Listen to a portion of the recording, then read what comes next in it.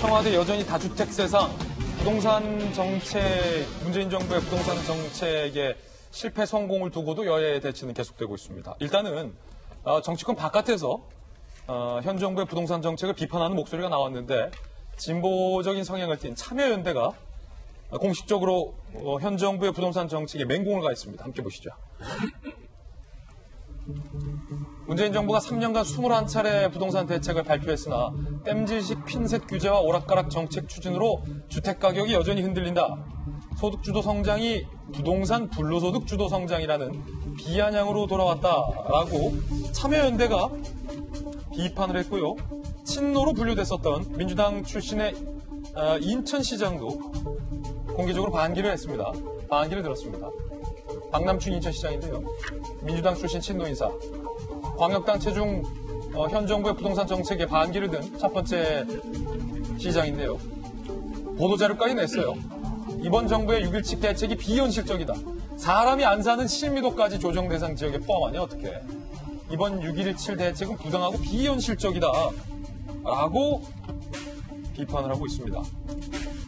그런데 사실 진보적인 인사인 조기숙 교수도 현 정부의 부동산 정책과 문재인 대통령을 공개적으로 비판을 했다가 그 글을 비공개 처리해서 논란이 되고 있습니다.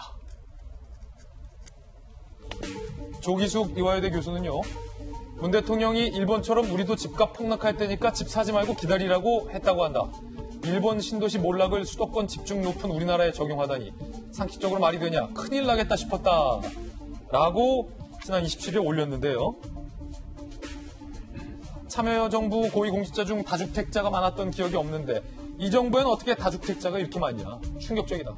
대통령과 국토부 장관이 팔라고 해도 팔지 않은 강심장에 놀랐다. 그러면서 글을 올리자 일부 친문 지지자들이 조기숙은 반역자다. 어디 일국의 대통령께 무례한 언사로 깎아내리는가. 징조부까지 비난하며 입 다물고 있어라 등의 매서운 비난의 목소리가 있었고요. 조기숙 교수는 이틀 뒤에 해당 글을 비공개로 전환을 해서 논란이 되고 있다고 합니다. 자, 앞서서는 국회 원구성과 관련된 이슈였고 두 번째는 이제 부동산 정책과 관련돼서 잠시 후에 이제 인천국제공항 고용 사태 논란도 있는데 야당에서는 부동산 정책이 계속 실패했다라고 주장하고 있는데 참여연대, 친노 인천시장 그리고 진보진영의 조기숙 교수도 가세했군요. 네, 얼마 전에 경신열까지 나서서 과거 정부에 비해서 문재인 정부 들어 부동산 값이 폭등했다.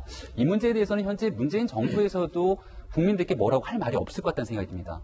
오죽하면 부동산 정책을 낼 때마다 집값을 잡겠다고 냈던 정책으로 인해서 오히려 풍선 효과가 나타나게 되고 엉뚱한 지역까지 부동산 값이 폭등하게 되면서 서민들의 내 집 살 마련의 기회들은 다 박탈하고 있기 때문에 이 정도 상황에서 정책에 실패가 있으면 누군가는 책임을 져야 되지 않겠습니까? 인정을 하고.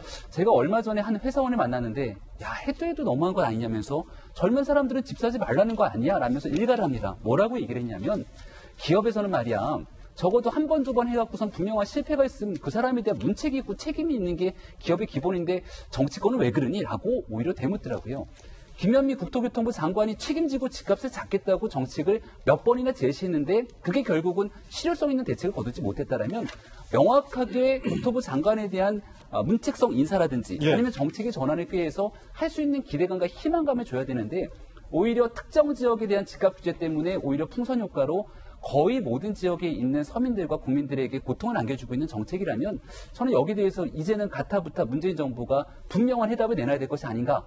그래서 거듭 앞선 상임위원장 논란에서 봤듯이 180석에 가까운 모든 권력을 다 갖고 간 더불어민주당에서 자신 있게 하겠다고 내놓는 정책이기 때문에 여기에 대한 분명한 해답을 국민 앞에 내놔야 될 거라고 생각합니다. 그렇군요. 자, 여당의 의견, 박용진 의원의 입장도 바로 물어보겠습니다. 야당에서는 이렇게 얘기하고 있고요. 여당 소속의 박용진 의원께서는 지금 참여연대나 조기숙 교수의 주장처럼, 야당의 주장처럼 문재인 정부의 부동산 정책 실패했다라고 인정하십니까? 조기숙 교수가 이야기한 건 부동산 정책의 실패에 대한 지적보다는 청와대 내부에 두 가지 기준. 하나는 잘 될 거라고 하는 그냥 막연한 기대감. 이거 잘못 보고받고 있는 거 아니냐라고 하는 거 하나. 두 번째는 아니 어떻게 국민들에게 박탈감을 갖게 하는 청와대 주요 참모진들이 이 다주택자로 여전히 그 집을 유지하고 있냐라고 하는 두 가지 결에서의 국민 감정적인 어떤 이런 우려와 비판을 이제 전달을 한 거였고요. 그렇죠. 정책적인 측면에서 이제 참여연대라든지 경실련이 더 매섭죠. 예. 사실은 이제 매섭게들 얘기하고 있는데 21차례나 그 대책을 내놨다라고 하는 건 그 대책들이 그동안 적절한 실효를 거두지 못했다라고 하는 것에 반증일 수도 있습니다.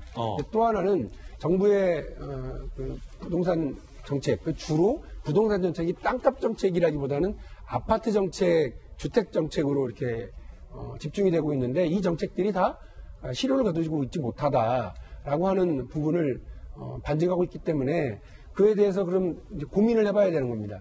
그러니까 그러면 어떤 문제에서 가장 큰 문제냐면 사실은 주요 이게 조세 정책이 세제 정책이 있고요. 그다음에 금융 정책이 있습니다. 그래서 일부가 과하게 많이 가지고 있고 투기의 이 흔적이 있으면 그거를 세금을 통해서 억제하는 것. 또 하나는 대출 같은 것을 해주지 않음으로써 뭐 갭 투자라든지 이런 것들을 하지 못하도록 막는 것이 있는데 이 둘 다가 지금 뭐 만만치 않은 거예요. 그러니까 정부 정책은 뛰는데 그 위에 날아가고 있는 이른바 일부 투기 세력들이 있어서 이 투기 세력들을 잡기 위한 노력들을 뭐 정부로서는 전방위적으로 하고 있다고 하지만 그것이 적절치 못하다. 오히려 정부가 이렇게 뭐 장려에 있었던 임대사업자로 이렇게 유도하려고 그랬었던 그 정책조차도 임대사업자들에게 엄청난 특혜를 전해주고 그들로 인한 부동산 아파트값 혹은 전세값 폭등이라고 하는 이런 잘못된 결과를 낳고 있는 거 아니냐라고 하는 지적도 있기 때문에 이 부분을 좀 면밀히 들어봐야 될 것 같고요. 이런 문제야말로 야당이 국토위원장을 맡아서 국회에서 이렇게 좀 면밀하게 비판도 하고 법사위 말고 대안도 내놓고 법사위는 안 주고 법사위에서 뭐 부동산 정책을 얘기할 건 별로 없잖아요. 국토위원장 가져가라. 그런 걸 좀 해달라 이렇게 말씀을 드리는 건데 그런 면에서 좀 아쉽고요. 제가 이제 좀 있으면 그 예결위가 열립니다. 제가 예. 정무위 소속이기도 하고 예결위 소속이기도 한데 10시부터 예결위가 열려서 이제 거길 또 가봐야 되거든요. 야당도 오셨으면 하는. 그래서 우리 예결사안이 얼마나 중요합니까? 그래서 야당에서 몇 개 좀 질의도 해주고, 거기 국토부 장관도 나오니까 국토부 장관한테 지금 뭐 하는 거냐 이렇게 얘기도 해주셔야 되는데, 저 김현미 장관하고 친해요. 그러니까 막 매섭게 몰아치지 못하는 거죠. 그러니까 사실 그래서 여당은 일정한 한계가 있습니다. 같은 당 소속들이 많으니까 야당이 들어와서 잘못된 거 아니냐, 구멍이 있는 정책 아니냐 이렇게 좀 비판을 해주시는 것이 국민들 전체적으로는 도움이 되는 네. 국회의 모습이다 이런 생각입니다. 그래도 법사위원장은 못 죽인다. 일단 낙장 불입. 이미 법사위원장 뽑았어요. 예. 자, 두 분의 의견 들어봤고요. 박용진 의원이 지금 그 예결위 가야 되잖아요. 35조가 넘는 3차 추경안. 네. 60분 만에 그냥 쓱 통과시키지 마시고 좀 꼼꼼히 네. 따져주세요. 아마 오늘 밤 늦게까지 하게 될 것 같고요. 국민 세금이잖아요. 예, 그렇습니다. 그 35조에 대해서는 면밀하게 따지고 저도 오늘 뭐 비판적인 질의라든지 뭐 필요한 감액 조치들을 요구하고 그렇게 하겠습니다. 예. 박용진 의원은 여기서 또 국회에 임무가 있기 때문에 보내드리겠습니다. 네, 고맙습니다. 예, 감사합니다. 네.